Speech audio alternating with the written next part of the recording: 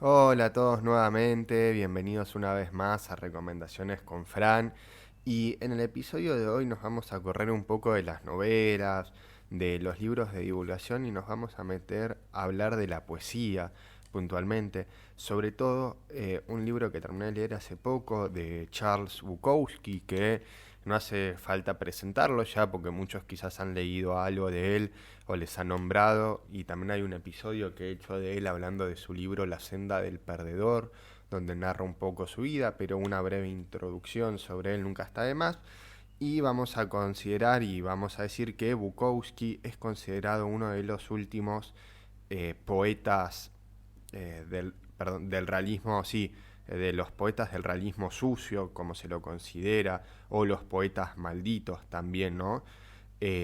Debido a cómo escribe, sobre las cosas que escribe y la crudeza con las que escribe. Un tipo que murió por alcoholismo, ¿no? Muy respetado, considerado, habla mucho sobre el sexo, la pobreza, la bohemia, cómo escribía alcoholizado y un montón de cosas. Murió a la edad de 74 años en 1990, perdón, de 73 años en 1994. Y bueno, fue inmigrante alemán en 1920 que se muda, no, perdón, no me acuerdo el año en que migra, pero sí que se muda para Estados Unidos, no recuerdo la fecha, pero bueno, esos son los datos puntuales que tengo al respecto. Y dada esta breve introducción de Bukowski, ya voy a pasar a hablar del libro que he terminado de leer hoy. Y es más que nada la antología de Bukowski, que son todos poemas, algunos poemas bastante interesantes que él fue escribiendo. Y si hay algo que siempre llama la atención de estos autores y demás, es cuando le llega la fama a Bukowski, porque es una fama tardía, cuando él escribía todo este tipo de relatos cortos que le eran rechazados una y otra vez y él creía que era por falta de talento, por otras cuestiones, ¿no? Esto que él trabajó de cartero y luego lo llevó a escribir su novela Cartero, que se volvió megamente conocida y le empezó a dar mayor reconocimiento. Y bueno, en sus poemas podemos ver un poco de esto, cómo él vivió en todos esos antros, en el alcoholismo, rodeado de drogadictos, en lo más bajo, viva de un motel a otro motel, lo expulsaban de las casas por no tener para pagar, etcétera. Y esta antología de Bukowski con todos estos poemas, lo que tiene es que nos permite ver la crudeza del relato, la crudeza de la vida de Bukowski y cómo fue transmitando todas estas cuestiones. Lo que se presenta a Bukowski en estos poemas, o podemos conocerlo en su faceta más natural, aunque todos los libros siempre son escritos con las cosas que él vivenció, y en estos poemas no son la excepción, porque escribe con crudeza todas las cosas que vivió, con un realismo sumamente fuerte. No son poemas que uno va a, a ver cómo riman las palabras, porque hay muchas que no riman las palabras, sino que simplemente es la crudeza de todos esos actos que él vivió, que los cuenta a veces en primera persona y demás. Y es un libro muy interesante para leer a todos aquellos que les interese este autor, o por lo menos quiera eh, comenzar a leer algo de Bukowski. Yo acá seleccioné algunos poemas, ¿no?, que nos pueden dar cuenta, algunos no porque son bastante fuertes, eh, que los omití, pero otros que son más abiertos y los podemos leer. Y acá hay uno que se llama El incendio de un sueño, y este está centrado cuando se prende fuego la Biblioteca Pública de Los Ángeles, y dice así: la vieja Biblioteca Pública de Los Ángeles ha sido destruida por las llamas, aquella biblioteca del centro. Con ella se fue gran parte de mi juventud. Estaba sentado en uno de aquellos bancos, de piedra, cuando mi amigo Baldi me preguntó: ¿vas a alistarte en la brigada Lincoln? Claro, contesté yo. Pero al darme cuenta de que yo no era un idealista político, ni un intelectual, renegué de aquella decisión más tarde. Yo era un lector, entonces, que iba de una sala a otra: literatura, filosofía, religión, incluso medicina y geología. Muy pronto decidí ser escritor. Pensaba que sería la salida más fácil, y los grandes novelistas no me parecían demasiado difíciles. Tenía problemas con Hegel y con Kant. Lo que me fastidiaba de todos ellos es que les llevara tanto lograr decir algo lúcido y o interesante. Yo creía que en eso lo sobrepasaba a todos. Entonces descubrí dos cosas. A, que la mayoría de los editores creía que todo lo que era aburrido era profundo. B, que yo pasaría décadas enteras viviendo y escribiendo antes de poder plasmar una frase que se aproximara un poco a lo que quería decir. Entretanto, mientras otros iban a la casa de damas, yo iba a la casa de viejos libros. Era un bibliófilo, aunque desencantado, y eso y el mundo configuraron mi carácter. Vivía en una cabaña de contrachapado, detrás de una pensión de $3.50 a la semana, sintiéndome un Chatterton, metido adentro de una especie de Thomas Wolfe. Mi principal problema eran los sellos, los sobres, el papel y el vino, mientras el mundo estaba al borde de la Segunda Guerra Mundial. Todavía no me había atrapado lo femenino. Era virgen y escribía entre 3 y 5 relatos por semana, y todos me los devolvían, rechazados por el New Yorker, el Harper's, el Atlantic Monthly. Había leído que Ford Madox Ford solía empapelar el cuarto de baño con las notas que recibía rechazando sus obras. Pero yo no tenía cuarto de baño, así que las amontonaba en un cajón. Y cuando estaba tan lleno que apenas podía abrirlo, sacaba de todas las notas de rechazo y las tiraba, junto con los relatos. La vieja biblioteca pública de Los Ángeles seguía siendo mi hogar, y el hogar de muchos otros vagabundos. Discretamente utilizábamos los aseos, y a los únicos que echaban de allí era a los que se quedaban dormidos en la mesa. De la biblioteca nadie ronca como un vagabundo, a menos que sea alguien con quien estás casado. Bueno, no era realmente un vagabundo. Yo tenía tarjeta de la biblioteca y sacaba y devolvía libros, montones de libros, siempre hasta el límite de lo permitido. Aldous Huxley, Lawrence, Cummings, Conrad Aiken, Dos Pasos, Turgenev, Gorky, Nietzsche, Schopenhauer, Steinbeck, Hemingway, etc. Siempre esperaba que la bibliotecaria me dijera: «Qué buen gusto tiene usted, joven». Pero la vieja puta ni siquiera sabía quién era ella. ¿Cómo iba a saber quién era yo? Pero aquellos estantes contenían un enorme tesoro. Me permitieron descubrir a los poetas chinos antiguos como Tu Fu y Li Po, que son capaces de decir en un verso más que la mayoría en 30 o incluso en cientos. Sherwood Anderson debe de haberlos leído también. También solía sacar y devolver los cantos, y Ezra me ayudó a fortalecer los brazos, sino el cerebro. Maravilloso lugar, la Biblioteca Pública de Los Ángeles. Fue un hogar para alguien que había tenido un hogar infernal, arroyos demasiado anchos para saltarlos, lejos del mundanal ruido. Contrapunto, el corazón es un cazador solitario.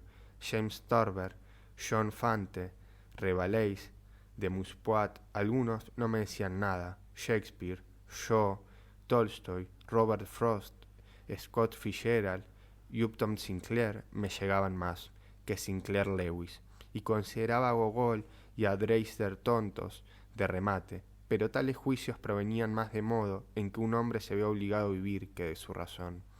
La vieja biblioteca pública de Los Ángeles muy probablemente evitó que me convirtiera en un suicida, un ladrón de bancos, un tipo que pega a su mujer, un carnicero o un motorista de la policía, y aunque reconozco que puede que alguno sea estupendo, gracias a mi buena suerte, y al camino que tenía que recorrer, aquella biblioteca estaba allí cuando yo era joven y buscaba algo a lo que aferrarme, y no parecía que hubiera mucho. Y cuando abrí el periódico y leí la noticia sobre el incendio que había destruido la biblioteca y la mayor parte de lo que en ella había, le dije a mi mujer: yo solía pasar horas y horas allí. El oficial prusiano, el atrevido muchacho de trapecio, tener y no tener. No puedes retornar a tu hogar. Y así es como termina ese pequeño poema de Bukowski, ¿no?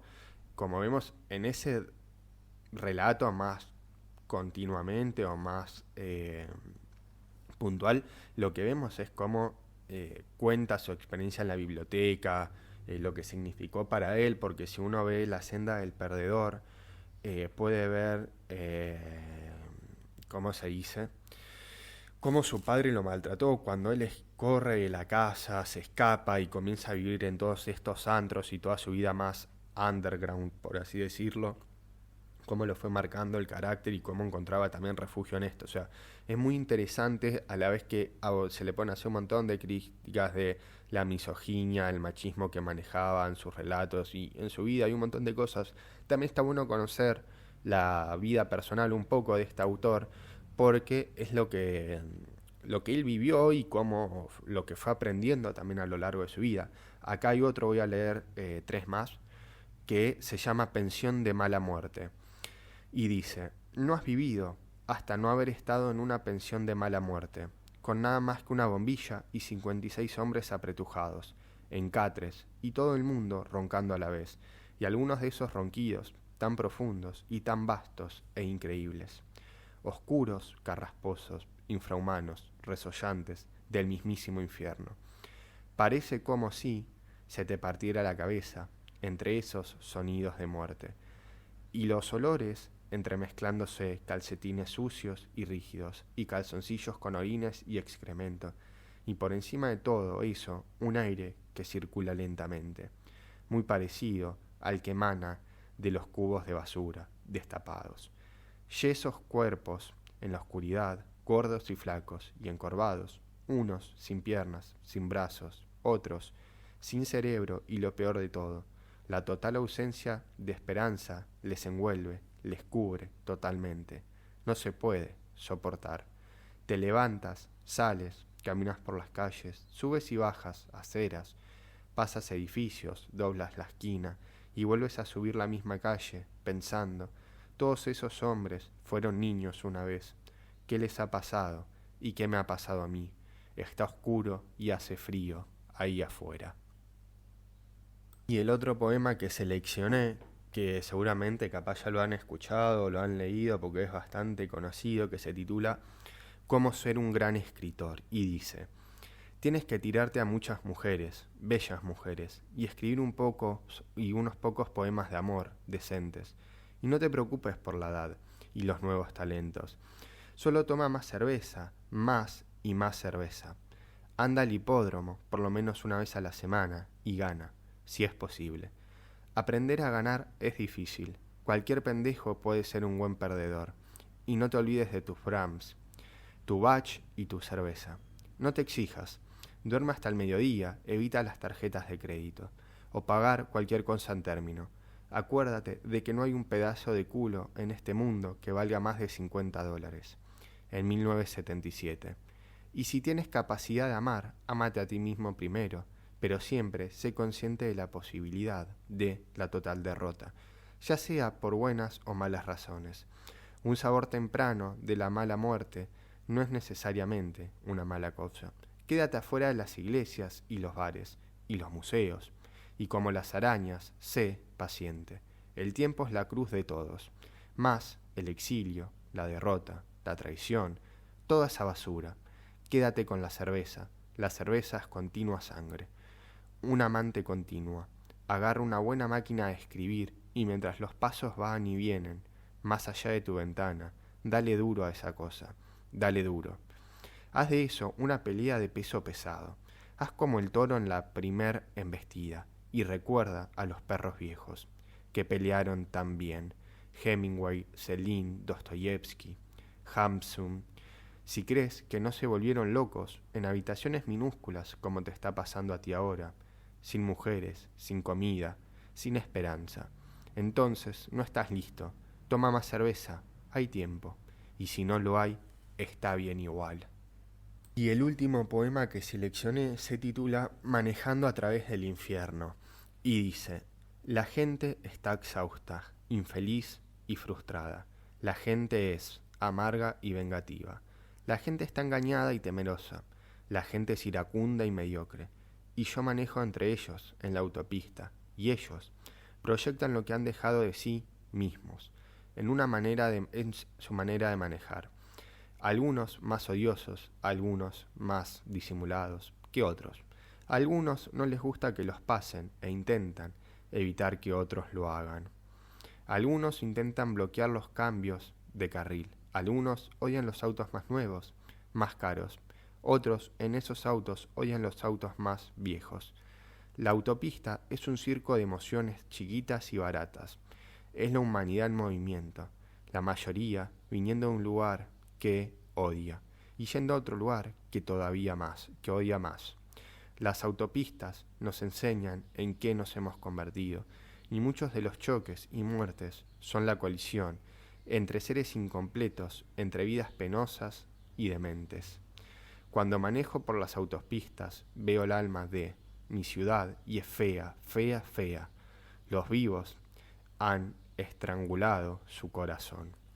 Y bueno, ese es los poemas que he seleccionado. Hay algunos que también están bastante lindos para leer, interesantes, pero bueno, son mucho más fuertes en el contenido y las cosas que hice, entonces no los omití por ese motivo, más que nada. Pero a todo aquel al que le interese la bibliografía de Bukowski o leer algo de poesía y una poesía como así más realista y más de no tanta romántica ni idealizada, sino algo real que ha vivido una persona, eh, este libro de Bukowski es fenomenal, la antología se llama, y nada, se presentan un montón de poemas muy interesantes.